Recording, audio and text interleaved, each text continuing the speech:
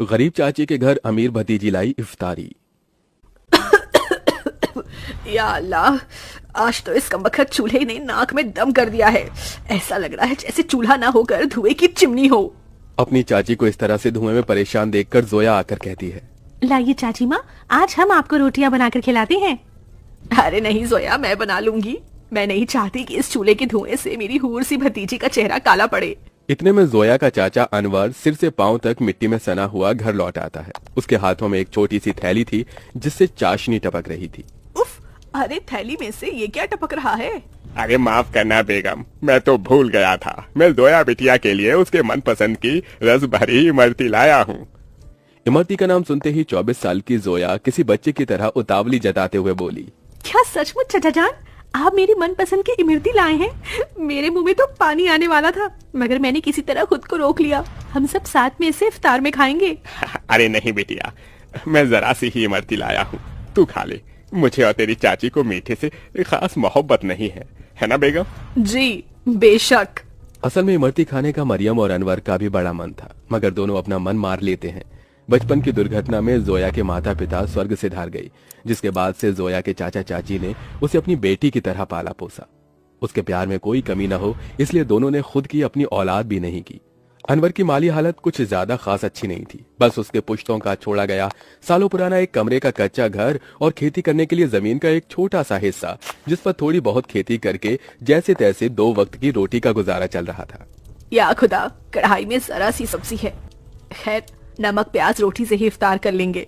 सब्जी सोया को दे देती हूँ। मरियम 3 थाली लगा ले आती है। अरे ये क्या, चाची माँ मेरी थाली में सब्जी, आप दोनों क्या खाएंगे? तभी अनवर अपने गमों को छुपाता हुआ झूठी मुस्कुराहट से बोला, अरे सब्जी की क्या जरूरत, आज तो मैं नून तिल से रोटी ही चटकारे लेकर खाऊंगा। ये कहते हुए गरीब अनवर नमक तेल लगी रोटी काट काट कर खाने लगता है। अपनी गरीब चाचा चाची का ऐसा दुख देखकर जोया का कलेजा कचोट पड़ता है। वो रो पड़ती है। चाची माँ, चाचा जान, चलिए इन सब्जी में से खाइए। अरे इतनी थोड़ी खाऊंगी मैं। जोया के गरीब चाचा चाची को उसे जितना प्यार था उतना ही स्नेह उसे भी था। यूं ही दिन गुजरते हैं। सुनो जी, हमारी जोया अब सयानी हो गई है। हमें इसके निकाह के बारे में सोचना चाहिए। जोया, भाई और भाभी की अमानत है हम पर। मरियम, मैं तो दिन रात अल्लाह से एक ही दुआ मांगता हूँ कि मेरी भतीजी को अच्छा घर मिले।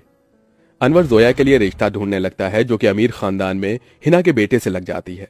अब शादी की तैयारी शुरू हो जाती है। अनवर, अभी तक जोया के निकाह का जोड़ा नहीं सिलाया। 2 रोज बाद उसकी रुखसती है। जानता हूँ बेगम, मगर जितना कर्ज लिया था वो खर्चा हो गया।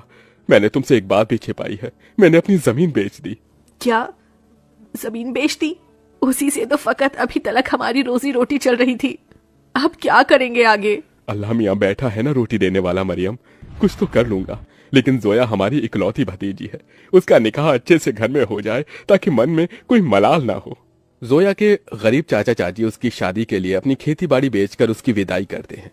चाचा चाची माँ,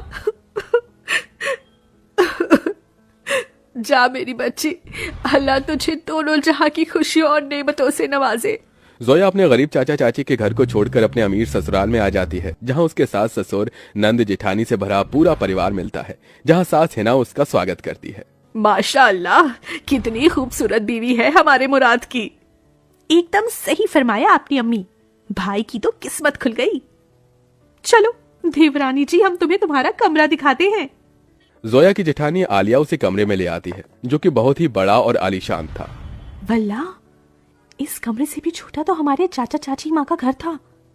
यहाँ तो हर शान और शौकत है। अगले दिन जोया नहा धोकर पहली रसोई करने आती है। अस्सलाम वालेकुम अब्बू जान। खुश रहो बहू बेगम। अम्मी जान, खाने में क्या बनाना है? अरे बहू, तुम क्यों खाना बनाओगी? उसके लिए नौकर चाकर है ना, मगर हम सभी तुम्हारे हाथों का शाही टुकड़ा खाना चाहेंगे। जी अच्छा। जोया जैसे ससुराल के ऐशो आराम भरे किचन में कदम रखती है तो नम आंखों से निहारती रह जाती है। उसकी आंखों के आगे अपनी चाची का धुएं में चूल्हा फूकना याद आ जाता है। या खुदा, हमारा ससुराल कितना रईस है। ऐसा लग रहा है जैसे हम किसी जन्नत में आ गए हैं। मगर हमारी गरीब चाची माँ आज भी गीली लकड़ियों से चूल्हा चलाती होंगी। आंखों ही आंखों में जोया का उसके ससुराल में 1 साल गुजर जाता है और रमजान का महीना शुरू हो जाता है। जहां वो अपने अमीर ससुराल वालों के साथ दावतों भरी दस्तरखान पर बहुत कुछ खाती है, तो वहीं उसके गरीब चाचा चाची की हालत गरीब बदहाली में कट रहे थे। अरे क्या हुआ मरियम बेगम, अभी तक खाना नहीं लाई? मैं वजू करके कब का बैठा हुआ हूँ। जी लाई। मरियम कुछ रोटियां रखकर नमक मिर्च के साथ लाती है। जी बस यही है खाने में, रूखा सूखा है खाने में। जाने अल्लाह हमारे दिन कब बदलेगा। बाकी दिन भी रूखा सूखा खाते हैं और रोजे में भी रूखा सूखा खाकर काटना पड़ रहा है। मरियम, अल्लाह ने जो दिया है उसे सिर माथे लगाकर खाओ। बेचारे गरीब शौहर बेगम एक दूसरे को निवाला खिलाकर गम बांटते हैं। कंगाली इतनी थी कि दोनों पानी से सहरी करके भूखे पेट कड़ी धूप में भट्टी पर काम करते हैं और यूं ही दिन गुजरते गए। बेगम, अल्लाह के करम से इतने पैसे जुड़ गए, कल जोया के ससुराल इफ्तार दे आते हैं। दोनों खुद पर दुख उठाकर जोया और उसके ससुराल वालों के लिए कपड़े फल मिठाई के साथ इफ्तार लेके जाते हैं। अरे समधी साईं, आप दोनों? वालेकुम अस्सलाम समधी जी, ये आप सबके लिए हमारी ओर से इफ्तार का छोटा सा नजराना। तभी महंगा सा जोड़ा पहने हुए जोया आकर अपने चाचा चाची के गले लग गई। उसकी आंखों से आंसू छलक पड़े। चाची माँ, चाचा जी, कैसे हैं आप? गरीबी और गमों भरे हालातों को छुपाते हुए दोनों झूठ बोलते हैं। हम अच्छे से हैं। अरे बच्ची, तू खुश तो है? जी चाचा, मैं बहुत खुश हूँ। यहाँ सभी हमारे साथ बहुत ही अच्छे से प्यार मोहब्बत से रहते हैं। अल्लाह का शुक्र है जो तुझे इतना मोहब्बत भरा ससुराल मिला है। अच्छा, अब इजाजत दीजिए। अरे भाईजान, अभी तो आए हैं, अभी ही जा रहे हैं। थोड़ी देर में इफ्तार का समय हो जाएगा, इफ्तार की दावत खाकर जाइएगा। नहीं आपा, हमारे यहाँ बेटी के ससुराल का पानी भी नहीं पीते। हम चलते हैं, अल्लाह हाफिज। उनके जाने के बाद जोया की नंद ने कहा, अम्मी, आपने गौर फरमाया भाभी जान के चाचा चाची काफी कमजोर से लग रहे थे और कुछ परेशान भी थे। नाजिमा, लाजमी है कि वो कुछ परेशानी में है। बहू, तेरे चाचा चाची बहुत ही खुददार हैं। ऐसे तो वो हमारी मदद लेंगे नहीं। एक काम कर, तू भी उनके लिए इफ्तारी लेके जा, इन्हें अच्छा लगेगा। जोया के ससुराल वाले बहुत ही खुशियों के साथ उसके गरीब चाचा चाची के लिए इफ्तार की तैयारी में टोकरे भर फल मिठाइयाँ बहुत सी चीजें करते हैं। 2 दिन बाद जोया अपने गरीब चाचा चाची के घर पहुंचती है। किस्मत तो देखो, उस इफ्तारी की शाम उनके घर में रोटी के लिए भी जखना लगा हुआ था।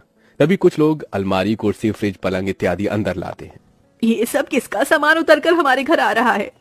जोया, तू मेरी बच्ची। अस्सलाम वालेकुम चाची माँ, क्या बात है? इफ्तार का समय हो गया और आप दोनों ऐसे बैठे हैं?